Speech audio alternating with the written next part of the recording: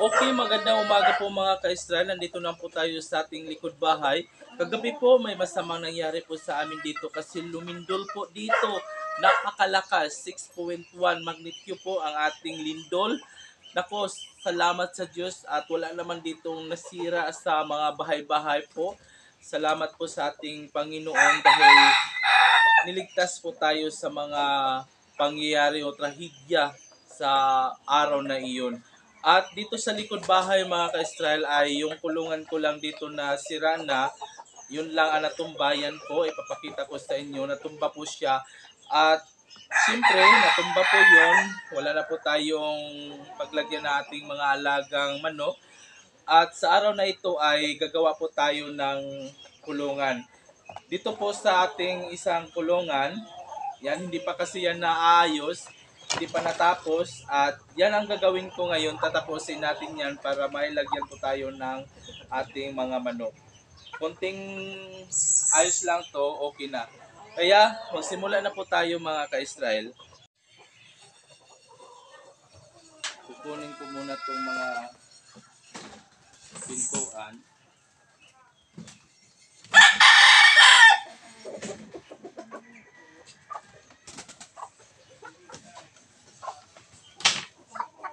Kasi magamit pa po ito.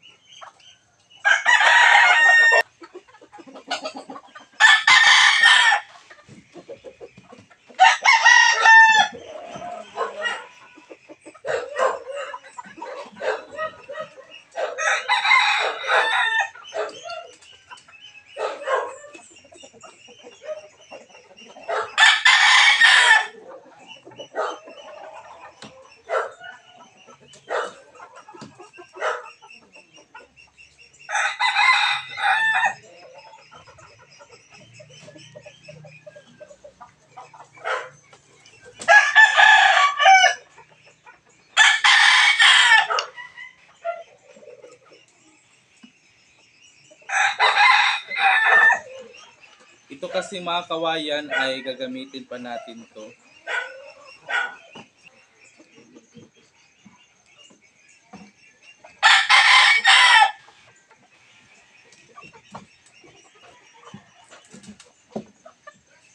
Itong natanggal nating mga kawayan ay gagamitin pa natin to. Kaya ilagay muna natin dito mga ka-Israel.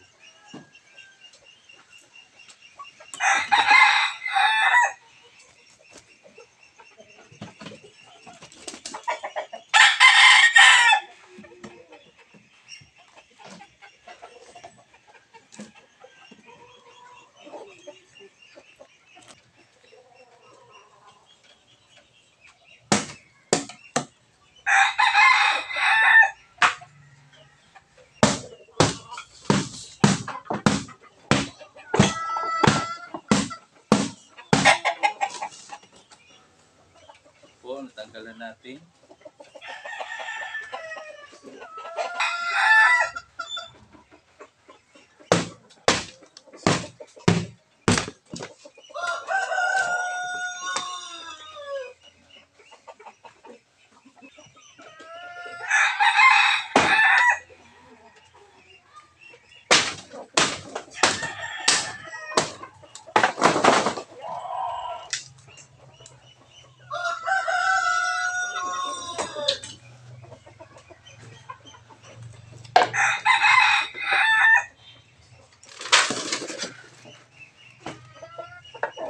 Ito pong magaganda pang kahoy gamitin din natin.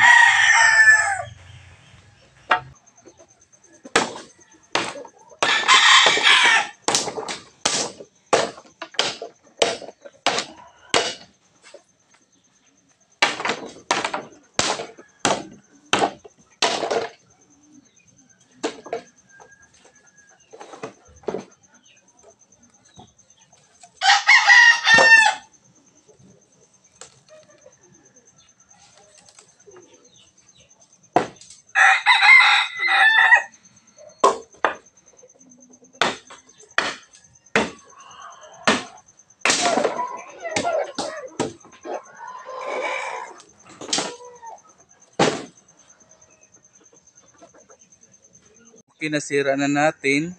Kunin na lang natin yung mga pwede pang gamitin. Okay mga ka-Israel, nandito na po tayo. Ito po yung ating ayusin na kulungan. At ngayon ay mag-umpisa na po tayong gumawa dito. Yan po, ito po yung ating pang dingding natin dito.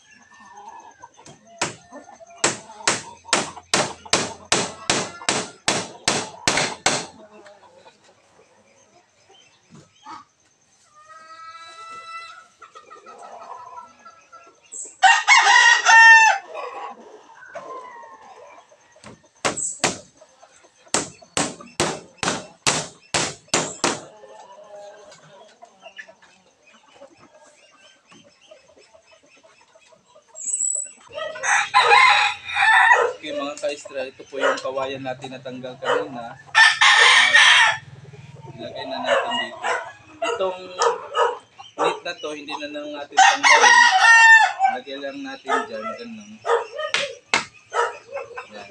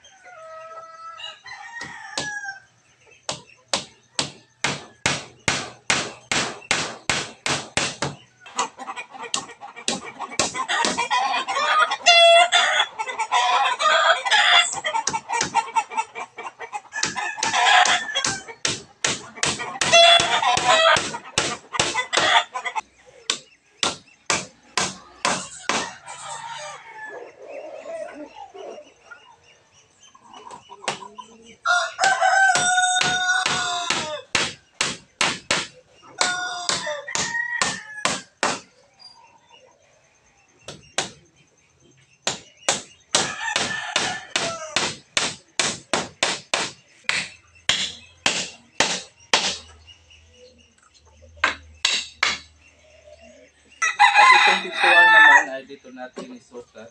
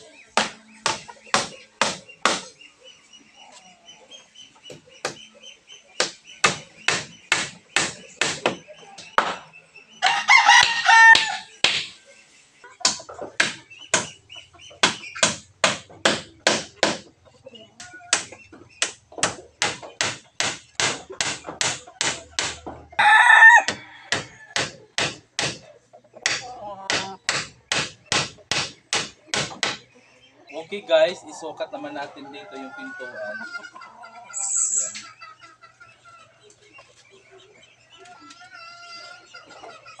Dito na natin ilagay.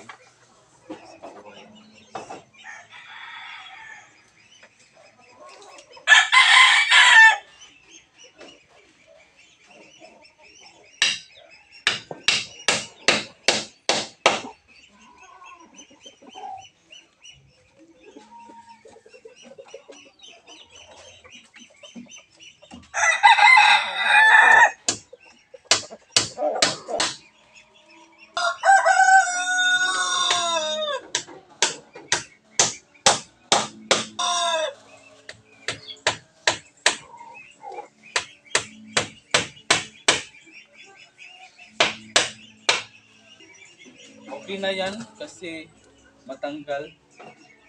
Ayan. Yan po yung ating kulungan.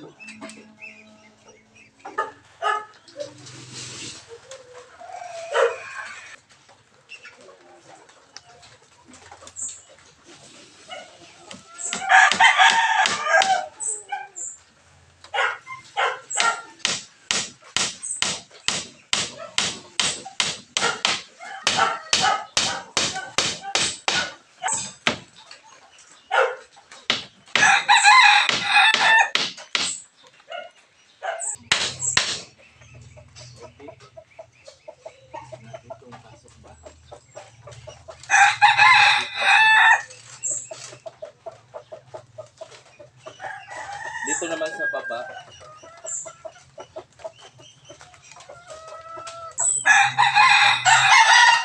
Pwede na siguro ito. Ito naman dito natin ilagay sa baba.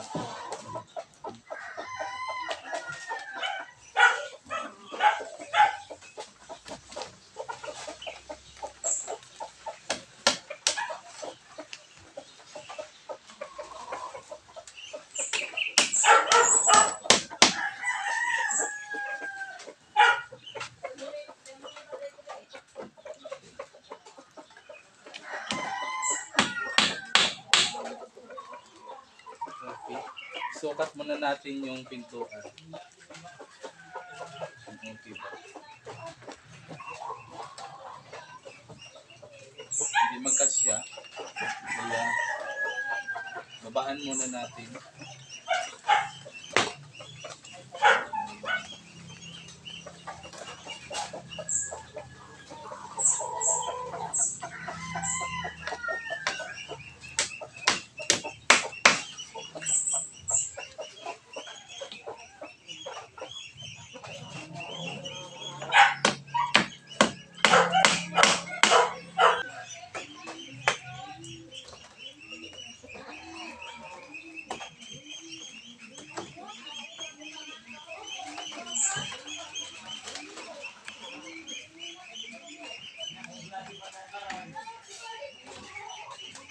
Dito sa taas na pinita.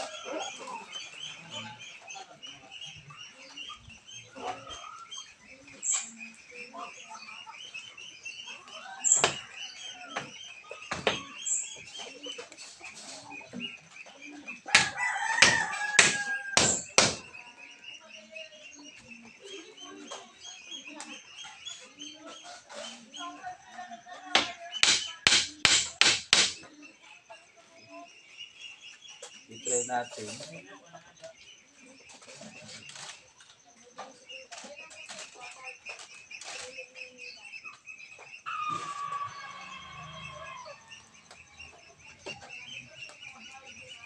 Pwede na kasi na ano naman dito. Okay. Dito naman guys, maglagay na po tayo ng plywood dito. Para hindi po malamigan yung ating mga sisiw.